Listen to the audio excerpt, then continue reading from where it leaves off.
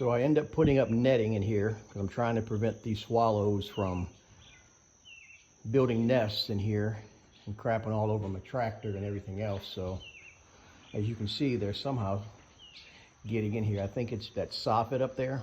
So I'm gonna get some netting and try to close that off as well. It's funny how they can figure out how to get in, but they can't figure out how to get out. I am so beyond tired of these birds. I love nature, but these migratory birds are gonna have to go migrate somewhere else.